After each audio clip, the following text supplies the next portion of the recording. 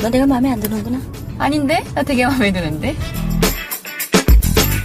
호의가 계속되면은 그게 관리인 줄 알아요. 아우 그만 내가 무식해가 시국 그 뜻도 몰라. 물론 아들도 아니고 변해변해 어딨노? 이런 상황을 어이가 없다 그래요. 지금 내 기분이 그래. 어이가 없네. 시나리오 쓰고 있는 미친 새끼가.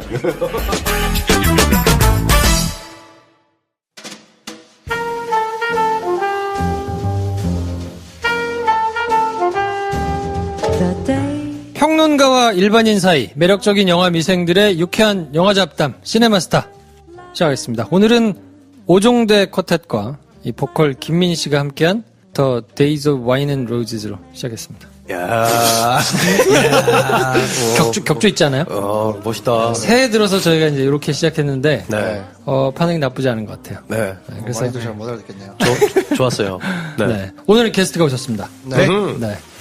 게스트 소개를 먼저 할까요? 네. 서기용 촬영 감독님. 네. 네. 아하. 본인 소개를 본인이 해주십시오. 네, 안녕하세요. 저는 서기용이라고 하고요. 저는 아이돌 같다, 아이돌. 안녕하세요. 네, 이렇게. 안녕하세요. 네. 요새는 뭐 광고 촬영 쪽으로 좀 하고 있는. 그럼 네. 서 감독님도 한예종? 네. 아, 네. 한예종. 한예종이 다 해먹는구나. 예. 아니에요. 아니에요. 자, 나머지 자기소개하겠습니다. 영화관 사회공헌 담당자 황대래입니다. 네. 황인지 대리님 나오셨습니다. 네. 영화 미생 배준현입니다. 네. 배준현 감독님 나오셨고요. 영화 만학도 김프로입니다. 네. 지난번부터 저희가 이제 밀고 있는데, 멜로를 좋아하는 우리 황대리. 네. 네, 인권을 뭐? 생각하는 배 감독님. 스릴은 뭐가 이상해서 제가 조금 더 좋은 게 없을까 고민하다가 네. 찾아낸 게 있어. 서스펜스다. 그 영어로 하니까 좀 낫네. 뭐 있어 보이잖아. 스릴도 영어인데. 그래서 오케이. 서스펜스를 중요하게 생각하고 서스펜스가 살아있는 영화를 좋아하기 때문에 앞으로 서스펜스를 밀도록 하겠습니다. 인권만 좀 부담이 되는데. 자, 후원 회장님의 또 후원자 소개로 시작을 해야죠. 비주류님께서 돈 얘기하면 안 되죠. 비주류님께서 많이 후원해 주셨습니다. 네. 이 이름은 비주류인데 많이 후원해 주셨습니다. 네. 쾌걸향단 Y39 네 뭔가 암호 같네요. 후원해 주셨고요. 쿨 FRG 이름 약자인가요? 후원해 주셨고 허풍쟁이 앤님 이름이 네. 기억나네요. 네. 네. 일단 후원해 주셨고 시네마스타 화팅님께서 후원해 주셨습니다. 그래서 네. 하나 둘 셋 넷 5명 5분께서 새해를 맞이하셔 해서 또 거하게 또 써주셨습니다. 감사합니다. 감사합니다. 그래서 후원 통장 잔액은 막 저희가 이제 새해 들어서 영화 선정의 기준을 좀 말씀드리고 가야 되겠다. 그래서 저희가 이제 내부적으로 정한 게 있어요. 내부적으로? 네. 혼자 내부적으로. 통보했잖아요. 통보. 다 동의했잖아. 맨날 혼자 좀 대답을 안 하면 동의한 줄 알아. 스크린 400개 이상, 300개, 400개 이상, 그러니까 뭐 와이드 릴리즈라고 하는 네. 뭐 4대 배급사거나 직배사거나 큰 영화들을 하나씩 소개를 해드리고요. 네. 한 작품은 스크린 3, 400개 이하로 시작하는 다양성 영화. 다양성 영화가 무슨 이제 예술 영화, 독립영화? 독립영화 뭐 뭐, 이런 걸 이제 포괄하는 분류. 네, 영진에서 뭐 사용 개수로 아마 네. 해놨을 거예요. 네. 그래서 그 다양성 영화 일주일에 하나씩 보실 만한 것들을 저희가 좀 정해가지고 네. 큰 영화 하나, 다양성 영화 하나 이렇게 이제 일주일에 2개씩 하는데요. 이번엔 저희- 아니네요? 네? 이번엔 아니네? 그런가? 큰 영화가 나와가지고. 그러니까 원래 작을 줄 알았지. 당신 생각이잖아. 네. 이렇게까지 클 줄 몰랐어. 네. 네, 어쨌든 요 기준을 가지고 저희가 좀 해드리기로 하고 네. 한 달에 한 번씩 저희가 오프라인으로 만나는 거를 이제 좀 계획 중인데 네. 요거는 다양성 영화만. 네. 다양성 영화를 좀 많이 보자. 그래서 소개도 많이 하고 숨어 있는 작품들을 좀 이렇게. 아이, 초장부터 너무 이렇게 너무 좁혀놓고 가는 것 같은데 우리는 열려 있어야 되지 않나요? 그래, 한국 드라마도 하고 그럽시다. 아니 그래서 네, 이번 달은 도깨비부터. 네. 화제자. 네. 기준을 많이 잡았잖아요. 예. 다양성 영화라고 해도 300개면 사실상 뭐 다양성 영화가 아닐 수도 있는데. 누군가에겐 꿈의 스크린 수라고요. 네. 그렇죠. 어쨌든 뭐 그래서 저희가 이제 숨어 있는 영화들도 많이 추천해 드릴 테니까 이번 영화는 해달라는 분들도 많으시고 네. 뭐 또 워낙 화제가 되고 있기도 하고 네. 너의 이름은 네. 네. 네. 일본어로 어떻게 되죠? 키미노 나와입니다. 이렇게 얘기하니까 너무 불쑥 물어보시네. 네, 키미노 나와라고 키미노 합니다. 나와. 예. 근데 이 서기영 촬영 감독님이 네. 일본어도 또 되게 잘하세요. 아, 그래요? 일본어 잘하지 어. 못합니다. 일본. 자, 그래서 김프로의 줄거리 소개로 너의 이름은 시작하겠습니다. 朝目が覚めるとなぜか泣いている。そういうことが時々ある。 작은 시골 마을에 살고 있는 미츠하는 도시를 동경하는 여고생입니다. 다음 생에는 꼭 도쿄의 잘생긴 남자로 태어나는 게 꿈이죠. 그런데 어느 날 그 꿈이 실제로 일어납니다. 미츠하가 도쿄에 살고 있는 타키가 된 겁니다. 타키는 미츠하로, 미츠하는 타키로. 반복되는 신기한 꿈. 마냥 신기한 상황을 즐기던 두 사람은 곧 자신들에게 주어진 운명을 마주하게 됩니다. 엄청나게 큰 운명을 말이죠. 두 사람은 이 운명을 그리고 인연을 완성할 수 있을까요? 너의 이름은입니다. 나갔다. 네. 네. 네. 한마디 총평. 음흠. 오늘 배 감독님부터 어떠셨습니까? 남아해와. 자꾸 그 대사가 맴도네요. 네. 네. 네. 황 대리님. 너의 이름은 나 다니엘 블레이크. 너의 이름은 나다니엘 블레이크. 무슨 말인지 모르겠는데. 얘기할게요. 얘기하는데. 저는 네. 이번 편이 조금 걱정됩니다. 네. 왜요? 저는 솔직하게 할게요. 그래요. 네. 잘 모르겠어요. 언제 솔직하게 안 한 적 있나? 서기영 네. 감독님은 어떻습니까? 어떻게 성함 저는 그 개인적으로 이제 어떤 감상 위주로 좀 말씀드릴게요. 두 분께서 이제 좀 약간 유머 코드로 말씀을 해주셨으니까, 네, 저 같은 경우는 이제 개인적으로는 로맨티컬리 아포칼립스물이다. 로맨티컬리 아포칼립스. 예. 한마디 총평을 하려고 했더니 못 알아듣겠어. 로맨티컬리 아포칼립스. 네, 로맨티컬리 거기까지 가나요? 멋있네. 그렇게 한번 얘기해보고 싶어요. 예, 뭐, 거기까지 가야 되는 영화예요. 잘못 데려온 것 같아. 컨셉 좋다. 자, 그래서 한마디 총평 이렇게 나눠봤는데 네. 제가 사실은 너무 이 호평이 이어지기도 하고 스코어도 막 너무 좋고 하니까 사실 기대를 굉장히 하고 가서 봤거든요. 근데 몇 번 이 지적을 해주신 분들이 좀 있어서 네. 상당히 위축됐는데 그냥 생긴 대로 하겠습니다. 저는 조금 힘들게 봤어요. 네, 뭐, 그럴 수 있어요. 저는 그 이제 시네마스타를 옛날부터 들으신 분들은 혹시 기억하시겠지만 만화를 못 보거든요. 애니메이션이라고 만화라니. 만화를 넘기는 게. 만화라는 단어를 쓸 만큼 그림으로 되어 있는 뭔가를 어려서 정말 그림이라니. 진짜로 이건 어려서부터 그래요. 어려서부터 저는 만화를 못 봤어요. 맞습니다. 그런 좀 특수성을 이해를 좀 해주시기를 바라고. 네. 그래서 제가 나름 열심히 네. 가서 봤으니까. 그렇죠. 네. 그럼 일단 어떤 영화인지 황 대리님께서 기본 정보를 한번 먼저 훑어주실까요? 네, 황대리의 기본 정보입니다. 2011년 1월 4일 개봉한 영화 너의 이름은입니다. 일본어로 뭐라고요, 서한웅님? 네, 키미노 나와. 김인호 나와. 네, 키미노 나와. 네. 네. 12세 관람가고요. 나 이게 왜 12세인가? 당연히 전체 관람가일 줄 알았는데 애니메이션이. 네. 12세 관람가인 이유를 생각해 보니까 네. 그거 때문에 그런 있네. 그런 생각이 우리나라 참 철저한 나라 같지 않아요? 네. 근데 에반게리온도 예전에 우리나라 네. 개봉할 때. 에반게리온은 뭐 그쵸. 유혈이 낭자하고 폭력적인 장면도 있었구나. 네, 그렇기 때문에 좀 그런 게 아닌가 싶고. 네.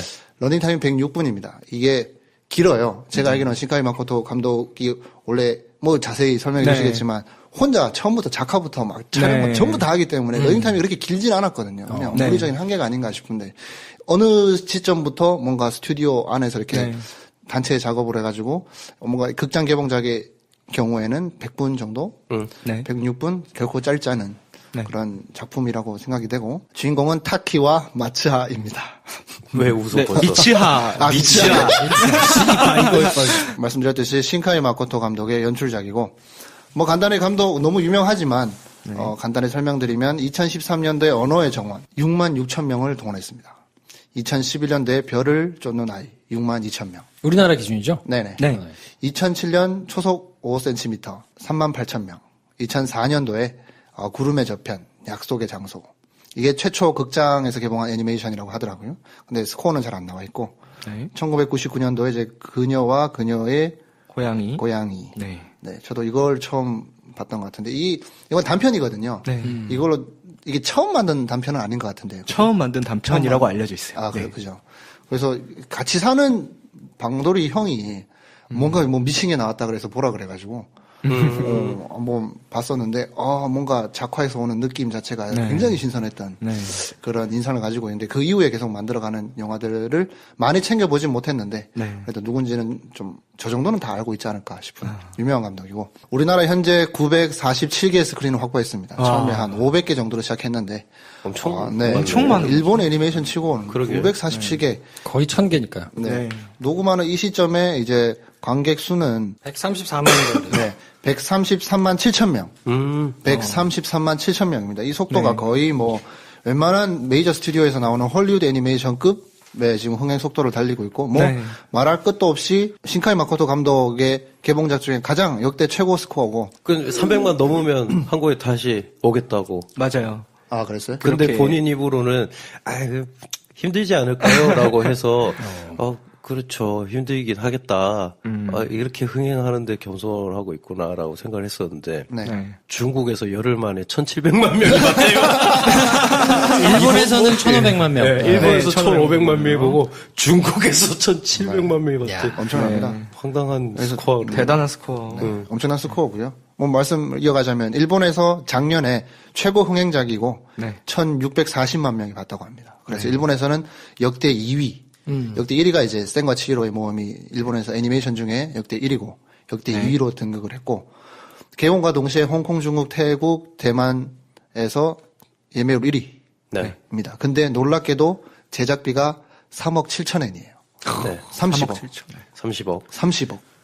그런데 본인의 전작들 기준으로 하자면 최고로 많은 금액. 10배가 넘어요. 10배가 넘습니다. 10배가 근데 찾아보니까 이 3억 7천엔이 네. 벼랑 위의 포뇨가 34억 엔이 들었고 네. 네. 에반게리온 큐가 13억 엔 네. 들었더라고요. 그리고 네. 가구야 공주 이야기 네. 그거는 51억 엔이 네, 들었더라고요. 네, 네. 네. 그거 뭐 엄청 적은 돈으로 뭐 사실상 그 신카이 마코토 감독 같은 경우는 이제 사람을 워낙에 적게 쓰다 보니까 이제 그 작품 퀄리티나 인기에 비해서 굉장히 그 경제적인 어떤 그런 걸로 많이 알려져 있는 감독이었죠. 그래서 뭐 헐리우드 뭐 픽사 같은 데서 나오는 거 보면 이제 1억 불이 넘잖아요. 1,000억. 네.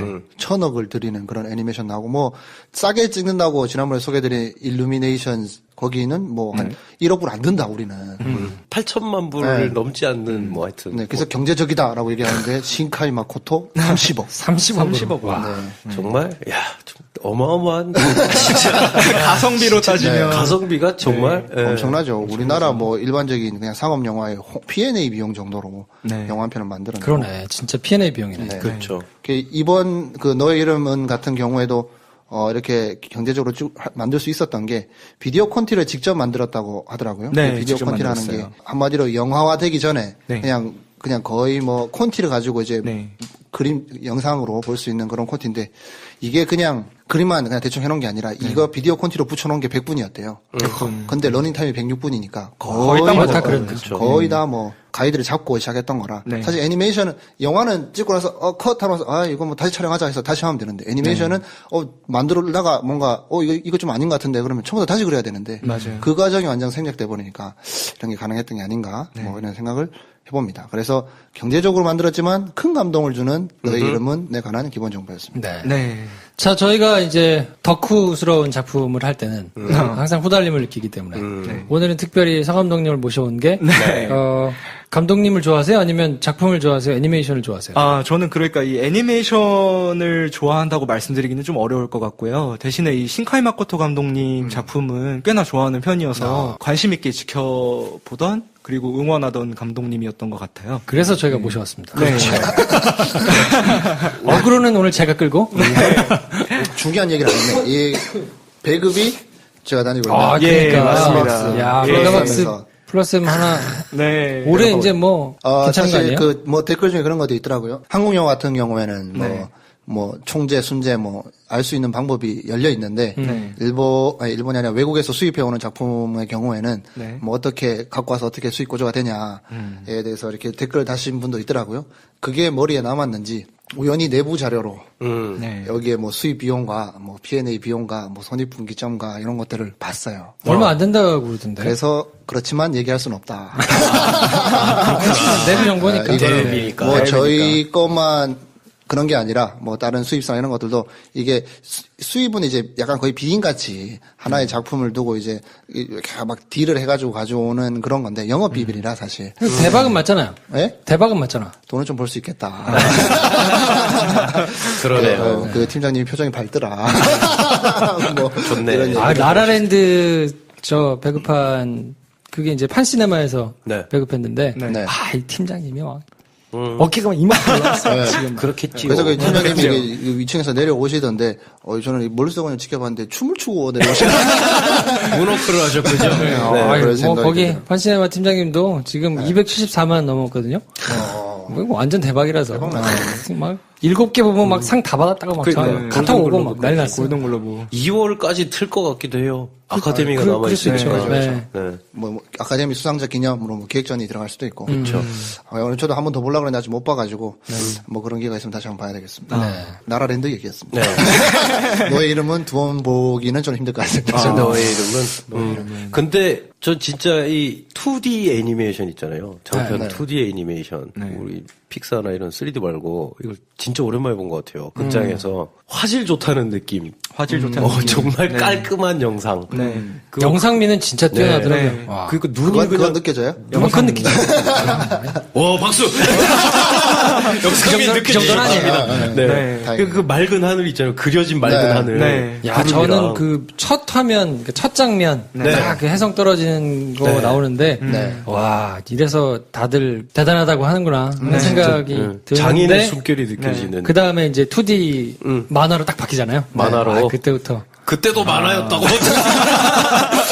네, 그렇죠. 신카이 마코토 감독 같은 경우는 워낙에 이제 배경 왕으로 알려져 있는 네. 인물이다 보니까 그런데 특별히 그 구름 얘기를 하셨으니까 하늘 얘기를 하셨으니까 말씀을 드리면 그 구름에 대해서는 스태프들이 그려가지고 오면 그거를 이제 컨펌을 하잖아요, 감독이니까. 네. 근데 그 리테이크 비율이 70%가 넘는데요. 그 아, 구름에 진짜? 대해서만큼은. 야. 그러니까 그만큼 자기만의 철학이 있고 그런 거를 이제 어필을 하는 감독인데 네. 이게 또 뭐 다른 감독님 얘기를 좀 하자면은 그 호소다 마모루 감독 같은 경우도 다른 부분에 있어서보다도 하늘, 구름 같은 거에는 훨씬 좀 그런 게 있다고 얘기를 하더라고요. 이게 작품 전체 무드를 결정하는. 그쵸. 구름이나 되게 하늘이. 크니까. 네. 네. 그 뭐 얼마 전에 그 뭐 앱도 나왔잖아요. 그렇게 느낌 나는. 네, 맞아요. 필터. 그래서 논란이 됐었죠. 네. 이렇게 뭐 이 신카이 마코토 감독의 작화 느낌이 나도록 사진을 찍어주는 네. 앱인데 정작 이 감독의 아무런 사진 확인도 없이 저작권 때문에. 저작권이 네. 없이. 만들어냈다가 지금은 다운로드가 안 되는 걸로 알고 있는데 네. 그냥 그게 하나의 자기의 캐릭터가 될 만큼 네, 그런 배경왕으로 알려져 있습니다. 네. 심지어 배경도 지금 똑같이 그린 배경들을 사람들이 네. 어딘지 추적해가지고 네. 이미 관광 명소가 됐대요. 맞습니다. 일본에서. 기후현이라는 곳이 있는데 그 기후현에 히다시라는 곳이 있어요. 이제 시인데 그 부분이 이제 이 영화의 주요 배경이 됐던 그 미치아가 살고 있던 도시로 이토모리로 거론이 되면서 이제 뭐 그 근방의 어떤 그 영화의 배경이 되었던 실제로 배경이 되었던 역이라든지 뭐 이런 것들이 실제로 지금 관광 명소가 돼서 한국에서도 그 관광 코스 순례 관광 코스가 있다고 해요. 네. 얼마나 좋을까. 진짜. 네. 대단하죠. 뭐 되게 유명한 영화들만 이렇게 알려지게 되면 사람들이 네. 그 촬영했던 장소 가서 찍고 막 하잖아요. 네. 뭐 그런 거랑 거의 뭐 동일하게 사실 그 현장의 느낌 그대로 작화로 많이 옮기기 때문에 네, 그쵸. 맞습니다. 그 영화를 좋아하는 사람이라면 애니메이션을 좋아하는 사람이라면 가서 그런 기억을 남기고 싶지 않을까 네. 그런 생각이 드네요. 예전에 전 그게 기억나는데 슬램덩크 애니메이션에 맞아, 나왔던 네. 바닷가 기찻길 맞아요. 막 네, 맞아요. 거기도 사람들이 가서 사진 찍고 막 네. 심지어 여기 나오는 디저트도 메뉴가 생겼대요. 사진 미치아로 찍어가지고 네. 올리는. 그리고 그 알바는 레스토랑의 배경이 된 네. 곳도 이미 유명해졌고. 맞습니다. 저도 개인적으로 그런 경험이 있어요. 뉴욕 잠깐 갔을 때 그때 뭐 때마침 레옹을 봤는데 네. 레옹이 뉴욕에서 촬영됐다는 거를 나이 들고 한 거예요. 아, 그래서 그래요? 이렇게 뉴욕 맨하탄 밑에 보면 리틀 이태리라는 동네가 있는데 그러니까 이탈리아도 약간 또 이 마피아 얘기를 하여튼 뭐 그 동네에서 찍은 건데 저도 찾아가고 싶어서 이렇게 막 구글 맵으로 찾아보고 그랬는데 많이 바뀌어서 남은 게 별로 없어서 안 가긴 했습니다만 뭐 그런 경험을 저도 했으니 뭐 이 애니메이션의 팬이라면 뭐 그런 생각이 충분히 될 것 같네요. 저는 도쿄를 좋아해서 한 대여섯 번 갔던 것 같아요. 뭐 이렇게 놀러 갔던 것 같은데 너무 잘 그려놨잖아요. 도쿄 시가지 뭐 이런 것들을. 그래서 보는 내내 와, 참 정말 훌륭하다 하는 생각을 하고 봤는데 희한한 게 있어요. 그 정말 실사같이 잘 그려놨잖아요. 그게 왜 이렇게 만화같이 있다가 왜 특수효과로 이렇게 실사로 바뀌고 막 이런 뭐 것들이 있잖아요. 자꾸 그걸 기대하게 되는 거예요. 저러다가 실사가 나오면 얼마나 좋을까. 그렇게. 네. 그렇구나. 저는 완전 반대요.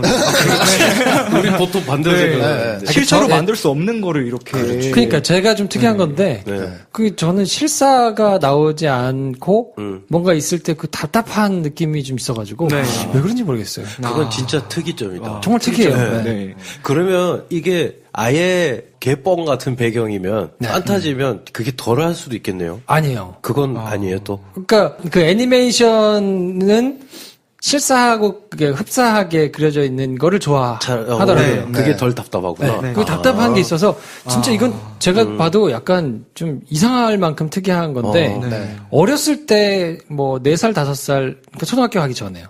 이미 그래서 그걸 안 봤다니까요. 만화를 안 봤다. 애들이 다 만화 하는 시간 좋아해가지고 뭐 무슨 뭐 태권브이니 뭐니 막 이런 거 하잖아요. 마징가 제트도 하고 뭐 그런데 전 그게 너무 답답해가지고 안 봤어요. 그럼 오히려 그나마 신카이 마코토의 이번 영화는 그래서 기대가 되게 컸어요. 오히려 도쿄 실제하는 곳을 그래서 잘 재현한 배경이기도 하고 하니까. 그래서 너무 좋았어요.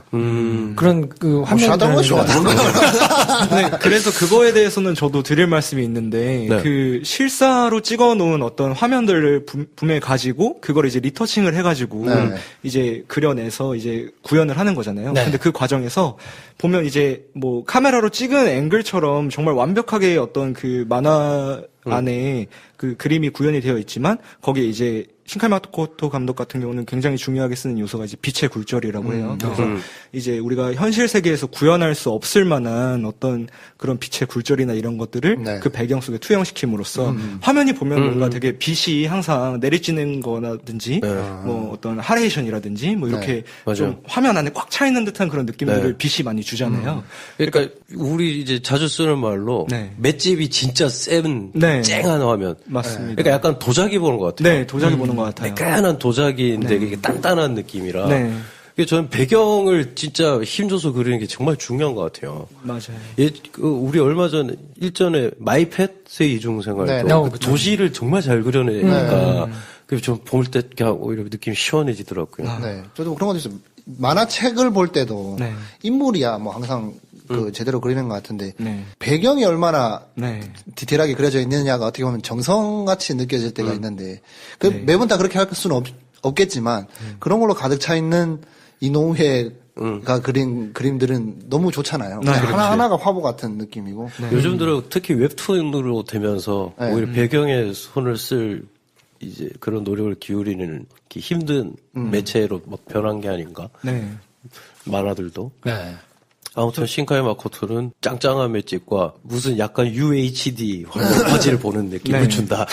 자, 그러면 신카이 마코토 감독에 대해서 워낙 이제 호평을 많이 받는 작품이기도 하고 이제 회자가 많이 돼서 얘기들이 많이 있기는 한데 그래도 한번 좀 강대리님께서 정리를 좀 해오셨는데 간단하게 했는데 좀 전 대화에서도 잠깐 언급된 것처럼 호소다 마모루 그 전에 이제 미야자키 하야오에 이은 3대 애니메이션 거장이다. 일본의. 거장이라고 불릴만 할 것 같아요. 할 것 같아요. 그런 대접을 받고 있고. 처음 시작은 이제 RPG 게임 업체인 이제 팔콤이라는 곳에서 이제 오프닝 영상을 만드는 걸로 시작을 했대요.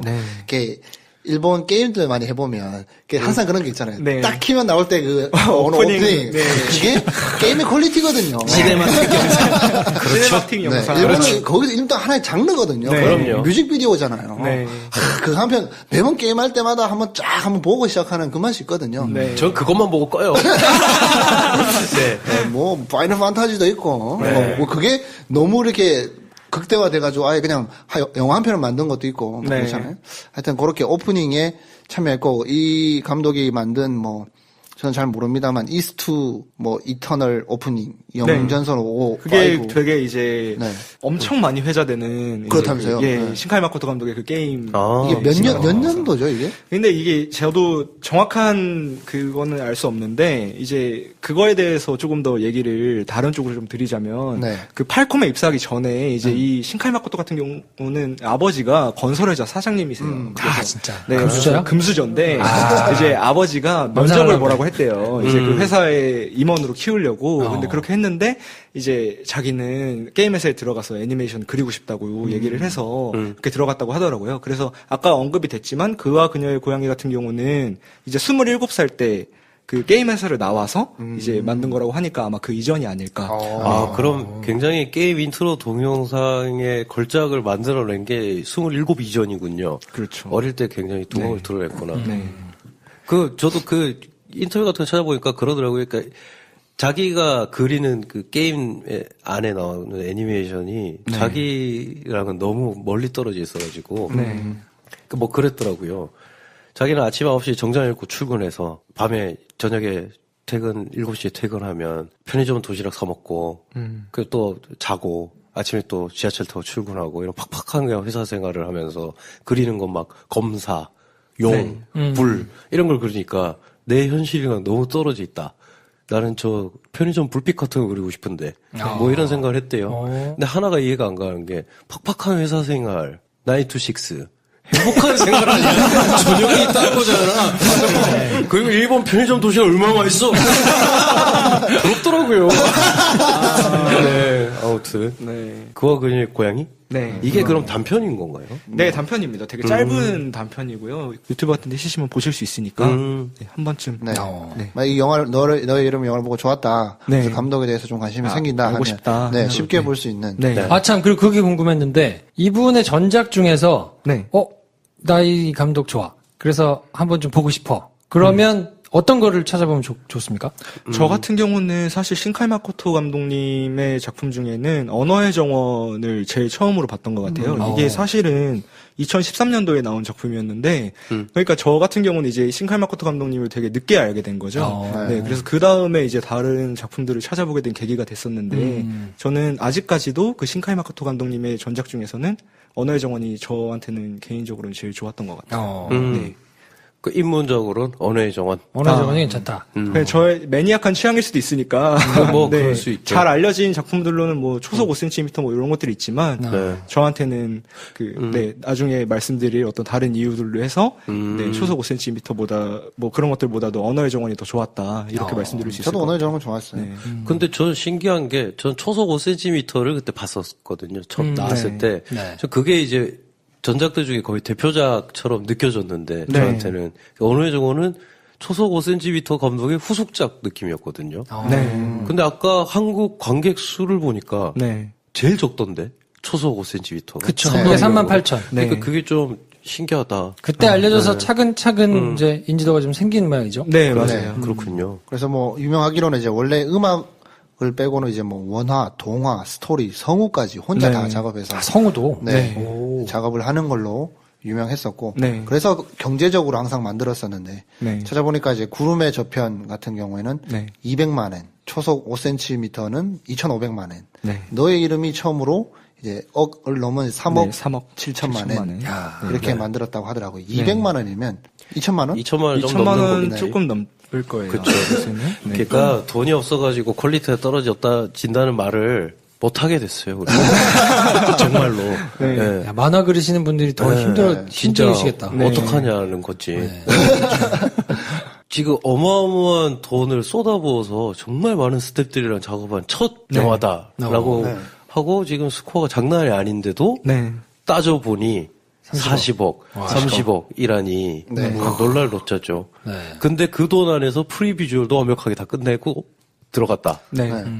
보통 이제 헐리우드 영화가 제작비가 많다고 증가하는 이유 중에 큰 하나로 프리비주얼라이징을 굉장히 힘을 준다. 네. 큰 이유 중에 하나거든요. 아까 말씀드렸던 비디오 콘티. 네. 영화를 처음부터 끝까지 다 본 채로 그걸 구현한다의 입장으로 그 영화를 찍으니까 퀄리티도 높아지고 대신 돈이 엄청 든다라고 우리가 이때까지 말해왔는데. 근데 제가 늘 하는 질문인데 네. 프리비주얼이 딱 나왔어요. 네. 재미가 없어. 그럼 어떻게? 그걸 바꾸죠. 다시 처음부터. 다시 프리비주얼을 다시 만듭니까? 네. 네. 아 그래요? 그렇죠. 돈이 더블로 드는 거예요 그러면? 그 전에 근데 사실은 시나리오, 거의 이제 헐리우드는 시나리오 닥터들이 있잖아요, 심지어. 찍으면서도 닥터들이 시나리오 막 수술하기도 하고. 그 이전에 일단 시나리오에 들이는 공이 어마어마하니까. 그 공이라 함은, 작가 한 명이 정말 피를 토하면서 쓴다가 아니고, 돈이 어마어마하게 들어가요. 시나리오 작가한테 주는 돈. 그럼 그 돈을 작가 혼자 먹냐? 그 밑에 수많은 조사할 수 있는 보조 작가들, 그리고 조사하는 기관, 그리고 그 시나리오를 무수히 많이 컨펌을 해줄 수 있는 어마어마한 시나리오 닥터들과 기획자들이 붙어가지고 아마 그게 우리나라 큰 영화의 제작비보다 더 많이 들 거예요. 그리고 나서 프리비주얼 들어간 거죠. 근데 그 프리비주얼을 하다가도 별로다. 다 갈아엎고 찍으면서도 바꾸고 그러니까 여기 들리는 공을 우리는 이제 무시할 수가 없게 되는 거죠. 사실 배 감독님 지금 하나하나 짚어주신 것들이 다 인건비거든요. 그렇죠. 인건비죠. 인건비와 부대 비용인 건데 그걸 다 혼자 한다면 그러니까 이제 그래서 돈이 많이 들고 우리는 헐리우드를 이길 수 없다. 막 이게 우리의 중론이었는데 이제 옆 나라에 이 아저씨는 돈을 너무 많이 들었어요. 40억으로 근데 대박.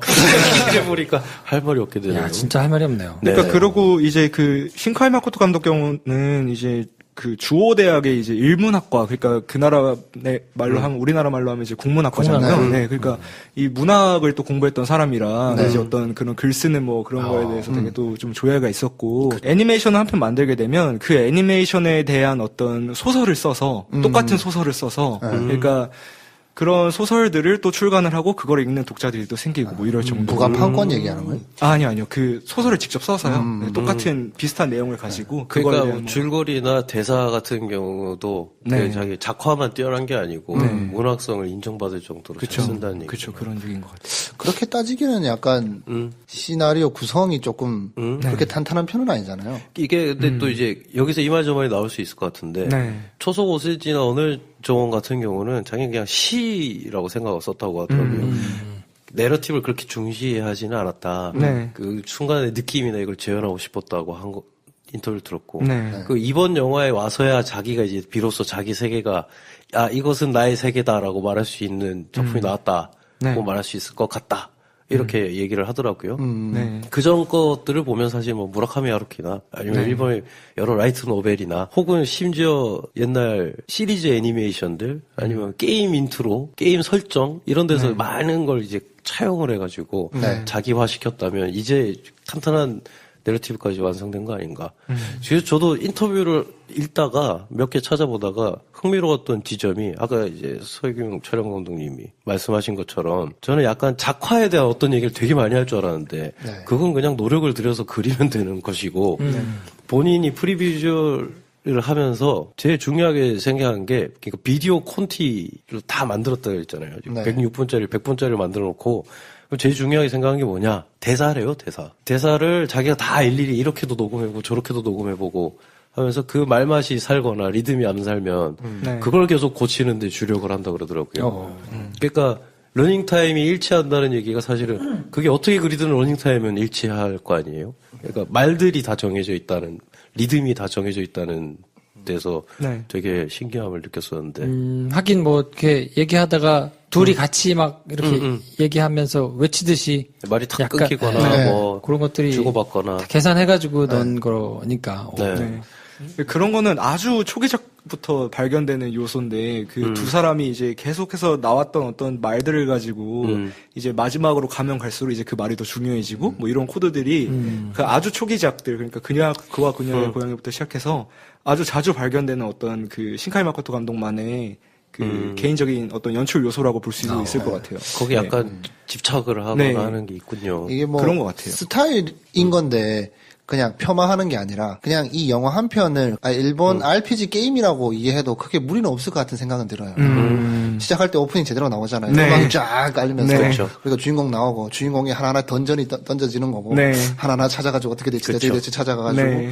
마지막에 딱 끝나고 또 엔딩 한번 빡 때려주잖아요. 막 나오면서 그 사실은 일본 RPG 게임 같은 경우를 보면 물론 이제 엄청난 서사가 있습니다만 그걸 이제 하루나 이틀이면 클리어하잖아요. 그 중간중간 시네마틱 영상이 들어가고 그래서 우리는 이제 그 사실은 스토리를 보는 건데 황대님이 이게 지금 뒷걸음질 치다가 뭘 한 건지 모르겠으나 이런 지금 너의 이름은에 대해서 영향받은 것 중에는 굉장히 오래된 역사를 자랑하는 일본 미소녀 육성 시뮬레이션 게임 의 요소가 있다. 있어요. 이게 리셋 서사거든요.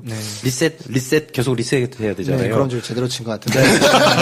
그러니까 이게 굉장히 그 지점을 사람들한테 탁 자극을 한다는 거죠.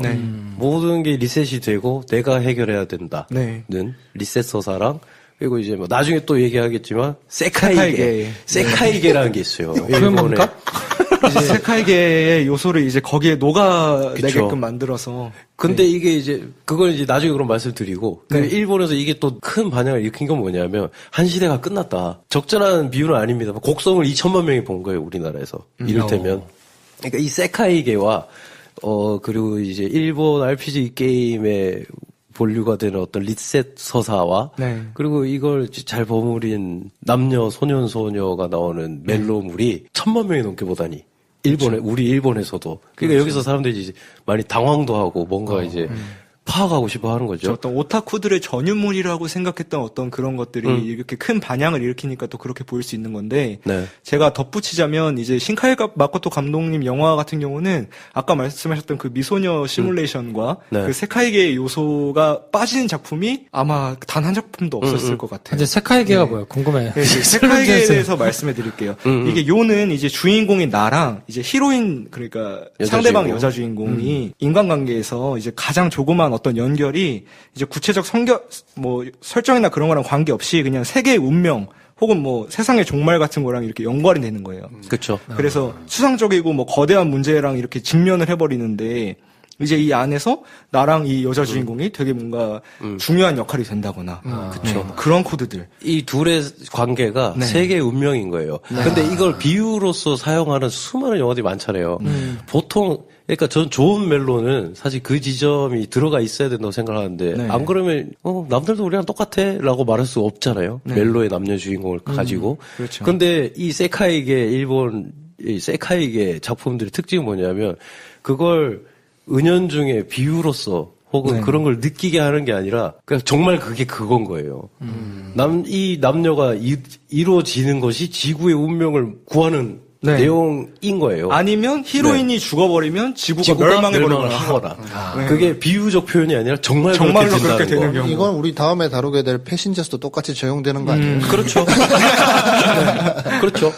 그리고 뭐 더 가보자면 그런 비슷한 걸 이제 느끼게 해주는 뭐 외국 작품들도 많거든요.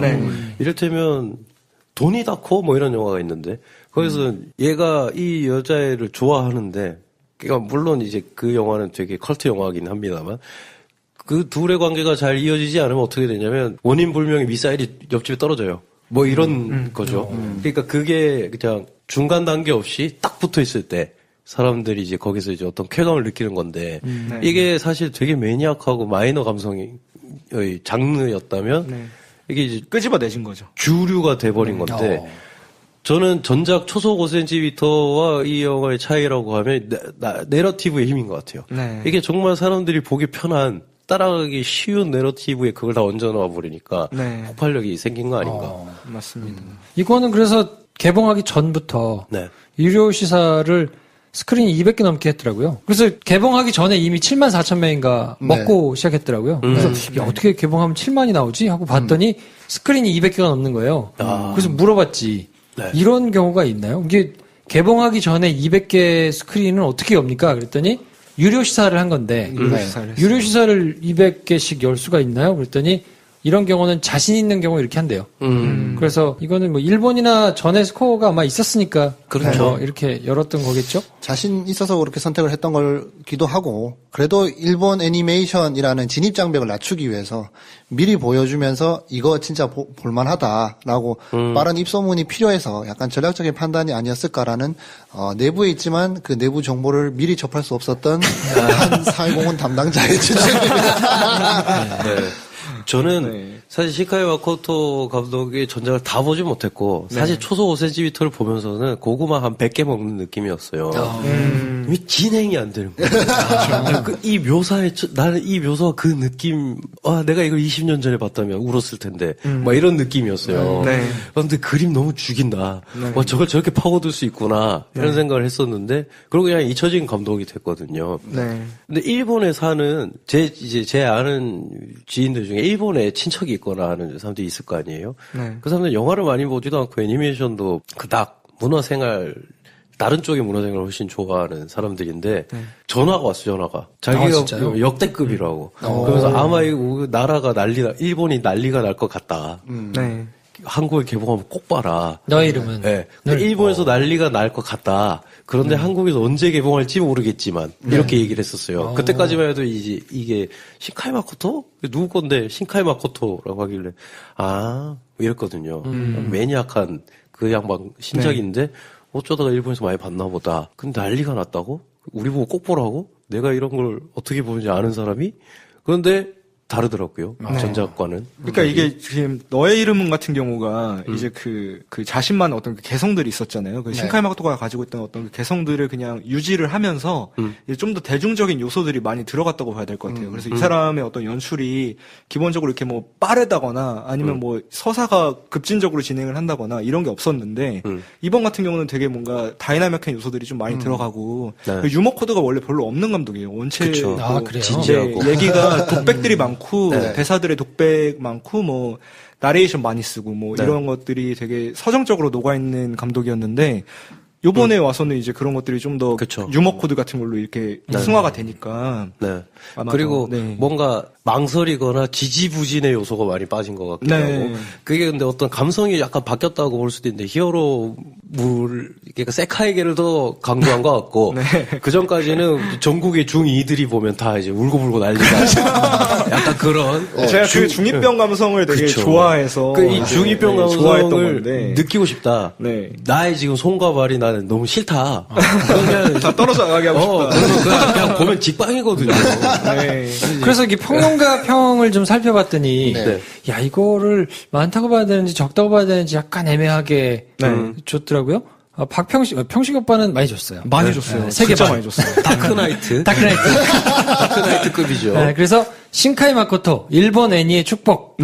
뭐 이렇게 이제 평을 하셨는데 이동진 평론가는 많이 준 거 같지 않아요. 3개 반이에요. 왜냐하면 이동진 평론가 같은 경우는 지난번에 그 호소다 마모루 감독에 대해서 이 사람이 이제 미야자키 하야오를 이을 그 일본 애니의 축복이다. 뭐 이런 식으로 얘기를 했던 적이 있는데 이제 아무래도 뭐 후소다 마모루 쪽에 좀 더 마음이 가는 것도 있을 것 같고 뭐 개인적으로는 잘 좋아할 것 같은데. 본인 취향이 아니었을까요? 대놓고 얘기하기 좀 다들 조심하고 있는 거예요. 세카에게 접속한다는 걸 말하고 싶지 않은 거야. 좋아할 법한 것 같은데. 그래서 갈라지는 것들의 파괴력과 이어지는 것들의 치유력 이 영화가 주는 감동의 태반은 끝내 연결하는 안간 힘에서 온다 이렇게 했는데 좀 어려워요. 허나뭉 씨도 3개 반. 근데 이분이 요즘에 좀 건성건성 하시는 것 같아. 뭐라고 쓰시죠? 그의 이름을 불렀을 때 나에게로 와 꽃 아니 빛이 되었다. 자꾸 저번에도 메이더 로그원 비비디오라고 있는 거에다 자꾸 얹어가지고 그냥 대충 가시는 게 좀 있는 것 같아요. 우리 한줄 평을 따라 하시는 건가? 아무튼 그래서 저희가 이제 역대 애니메이션의 성적이 어떤가를 한번 좀 쭉 봤거든요. 그랬더니 우리나라에 독특한 게 있더만요. 1위부터 10위까지 제가 이제 20위까지 쭉 찾아봤는데 그 1위부터 10위 내에 일본 애니메이션은 하나 있어요. 하울의 움직이는 성. 그게 이제 5위 301만 명. 겨울왕국이 1위로 압도적이고 1029만 명. 그 다음이 인사이드 아웃. 주토피아, 슈렉 2. 그리고 하울의 움직이는 성, 슈렉 3. 빅 히어로, 미니언즈, 도리를 찾아서 그리고 지난번에 저희가 했던 마이패스 이중생활. 네. 아, 그게 10위에 요렇게가 10위에요. 252만 명. 마이패스 이중생활이. 네. 그래서 1000만 이하로는 인사이드 아웃이 이제 496만, 네. 500만 가까이 받고, 주토피아 470만, 그 다음부터 이제 뭐 330만, 300만 이렇게 쭉 밑으로 내려가는데, 네. 일본 애니메이션으로 지금 어쨌든 쭉쭉 치고 올라가고 있으니까, 어느 정도나 될까요? 기록 경신에 가깝지 않을까? 일본 애니메이션으로서. 네. 네. 그럼 300만을 넘을 것이냐 말 것이냐인지 거기서 요건데, 기록했죠. 어떻습니까? 전 뭐 넘을 것 같아요. 얼마나 보십니까? 302만. 네. 302만. 네. 황 대리님은 어떻습니까? 저는 이게 또 이번 주가 다음 주에 개봉한 모아나가 있지 않나요? 네. 그 관계층이랑 많이 좀 겹칠 수는 있겠다. 라는 생각은 들고, 300만 넘을 수 있을까 싶어요. 모아나랑 붙으면 재밌는 또 지점이 있는데, 모아나가 하면 디즈니였던가? 디즈니였던 것 디즈니, 같아요. 네. 네. 여주인공들이 이제 계속 바뀌고 있거든요. 디즈니는 이번 세기 들어서 점점 더 이제 스포티한 복장과 캐릭터를 갖추고 아름답지 않고 강인하고 멋있는 여성상을 자꾸 그리려고 하는 쪽으로 가고 있고 모아나가 아마 그 정점일 것 같고 이제 너의 이름은 이제 느닷없이 들이닥친 세카이게 이 남자 중2병 감성을 갑자기 막 끌어올리는 전혀 다른 입장에서 볼 수밖에 없는 애니메이션 둘이 같은 시기에 개봉하는 시기가 아닌가. 그래서 황 대리님 몇 만이에요? 그래요. 그 말을 하다 바로 250만? 250만.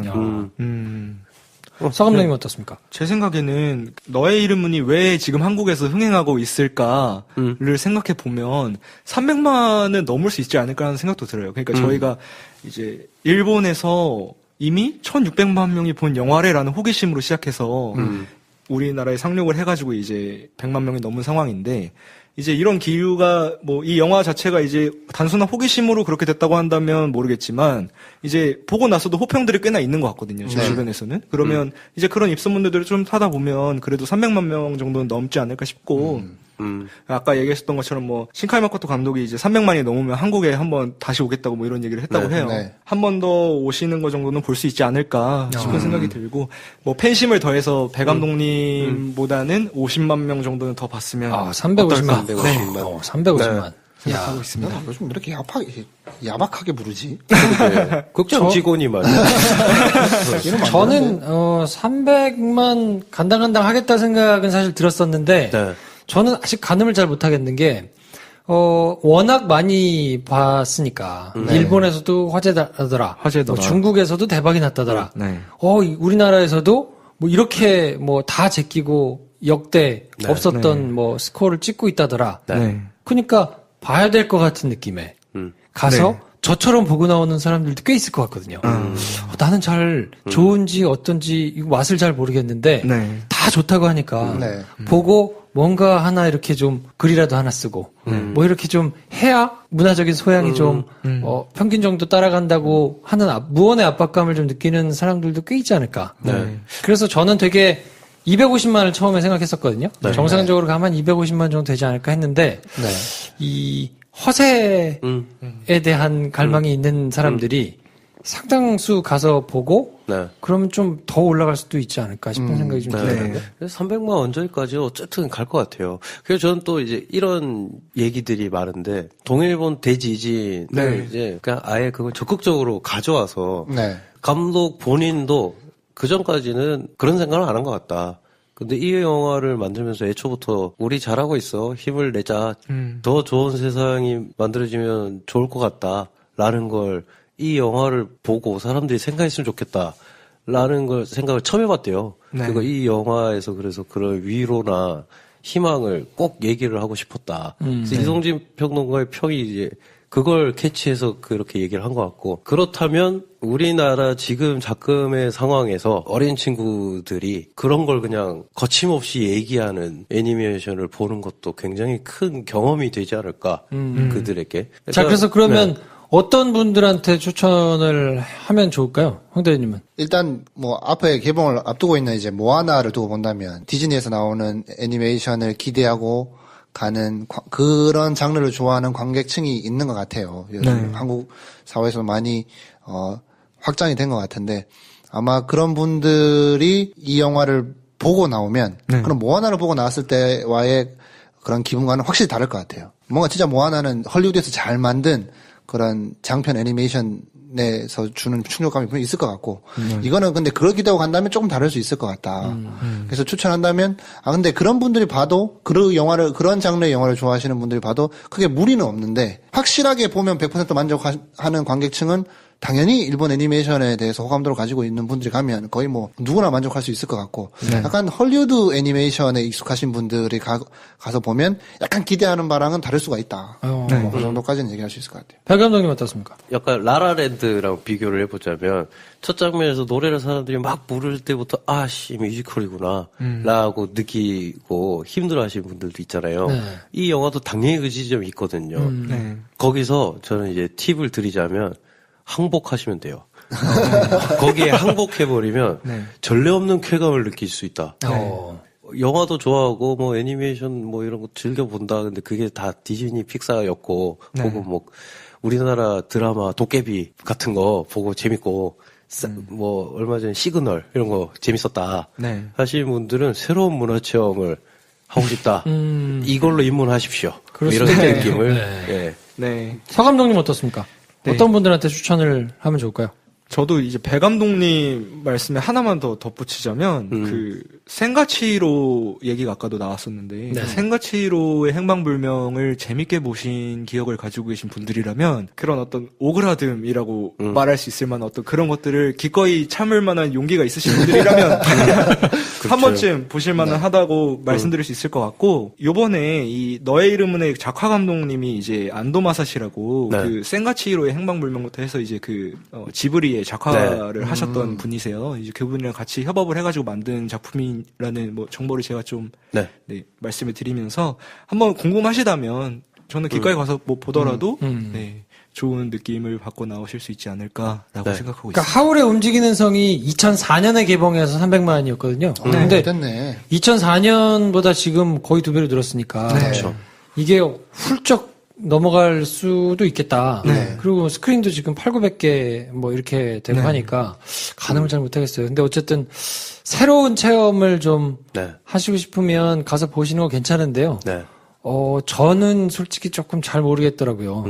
뭐 제 소양이 딸려서 그러겠죠. 근데 이것도 있는 것 같아요. 저도 이제 일본 애니메이션을 극장에서 오랜만에 봐서 그런지 이걸 나중에 그래 나중에 어떻게 뭐 TV에서 한번 보지 뭐 요 정도의 그러니까 호감도 아니고 거부감도 아니다. 그럼 가서 보시는 게 훨씬 유리해요. 그러니까 극장에서 보는 게 아깝지 않을 영화에 저는 뭐 좀 손에 꼽고 싶어요. 그렇죠. 뭐 영상미는 훨씬 훌륭하니까. 이걸 나중에 노트북으로 보면 정말 재미가 없을 것 같아요. 사실.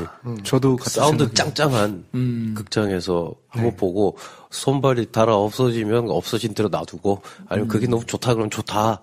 어쨌든 이건 극장에서 보는 게 충분히 메리트가 있지 않나. 사실은 우리나라에서 이제 신카이 마코토 감독님이라는 이름이 이제 지금 이 너의 이름은 이전과 이후가 굉장히 많이 달라졌다고 저는 생각을 해요. 그 인지도나 이런 부분이 있어서. 그렇겠죠.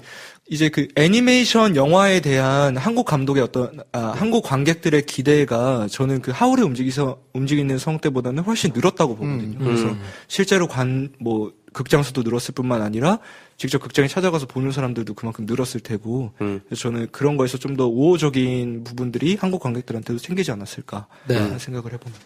아무튼 굉장히 이색적인 새해 벽두부터 굉장히 이색적인 현상이니까 뭐 이 현상에 동참하고 싶으신 분들은 한번 가서 보셔도 크게 후회하거나 뭐 그러지는 않을 것 같고요. 뭐 황대리한테 좋은 건 아닌데 황대리가 있는 회사에는 좋은 일인 것 같은데요. 아무튼 그렇습니다. 저희는 마무리하고요. 다음 시간에 작품에 대해서 자세하게 얘기 나눠보겠습니다. 평론가와 일반인 사이 매력적인 영화 미생들의 유쾌한 영화 잡담 시네마스타 오늘은 여기까지 하겠습니다. 다음 시간에 뵙죠. 안녕히 계세요. 안녕히 계세요. 좋아요, 구독, 공유, 알림 설정 필요합니다. 필요합니다. 안녕. 안녕.